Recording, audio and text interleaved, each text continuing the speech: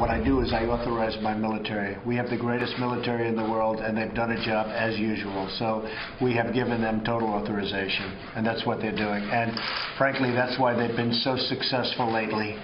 If you look at what's happened over the last 8 weeks and compare that really to what's happened over the last 8 years, you'll see there's a tremendous difference, tremendous difference.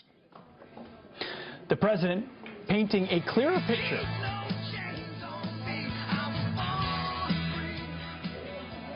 Yeah, we're going to play a little music, demonstrate the moment of impact there in Afghanistan on the Moab in Nangarhar province. But that's after a major strike in ISIS stronghold yesterday. This new video shows that moment, as we talked about. 36 ISIS fighters, potentially more, losing their lives, thankfully, from that strike. What message does this send to the rest of the world? Here to discuss is former Army intelligence officer Lieutenant Colonel Tony Shaffer, former advisor to UN and NATO commanders in Afghanistan Andrew Peek, and former U.S. Army intelligence officer and New York State Assemblyman Kieran Lawler. Kieran, I will start with you.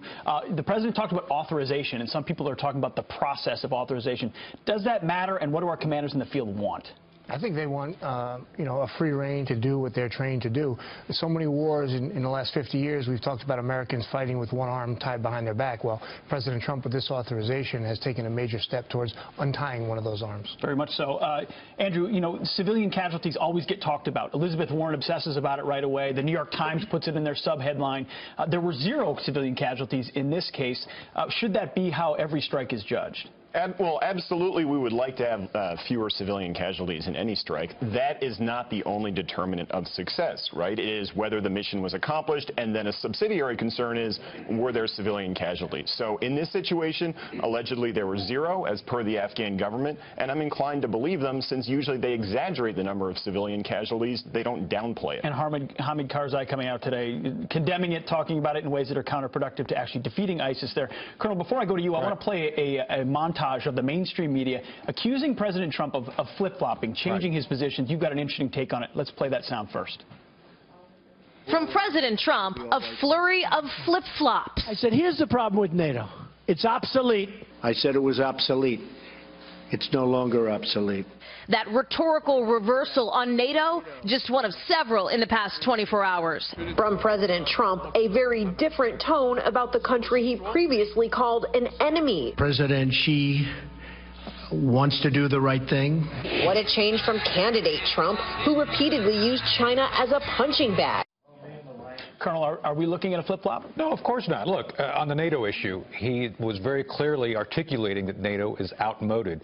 A number of folks behind the scenes over the past 6 months, and I met with him briefly in this back in August. The idea is to reinvigorate NATO and to make it a 21st century tool of foreign policy. That's what he's doing. Secondly, regarding the quote-unquote flip-flop regarding the enemy, look, he is clearly using military force, as we stipulated, for purposes of foreign policy. This is a departure from the past president. So now that you've done that, you have leverage with people you consider either challengers or enemies. So what you see is both an education. President Trump is learning.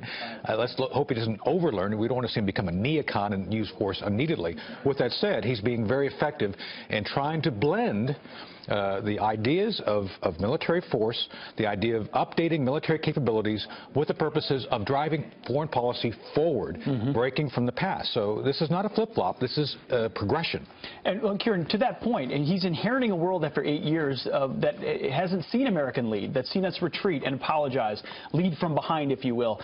Does a lot of this a reflection not of wanting to nation build or be suddenly a neocon, but instead for the U.S. to assert itself? Yeah, he's dealing with the reality that he inherited.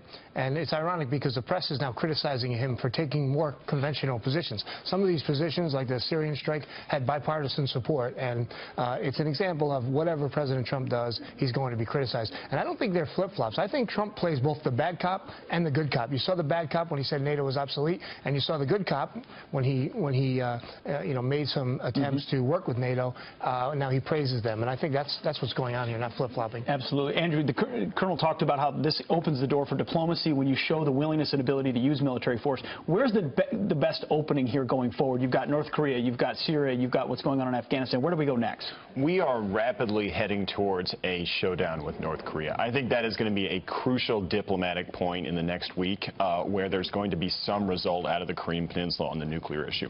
For the first time, China sounds like it's genuinely on our corner. You know, I think that's part of what fed into the flip-flop narrative that Trump said something positive about the Chinese leadership.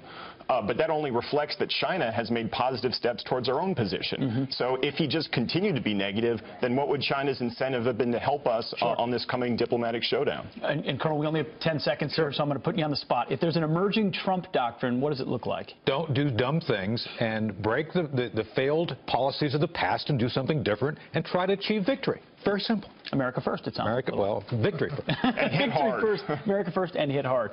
Tony Shaffer, Andrew Peek, and Kieran Lawler, thank you very much for joining us a second time this morning. A lot of stuff to discuss.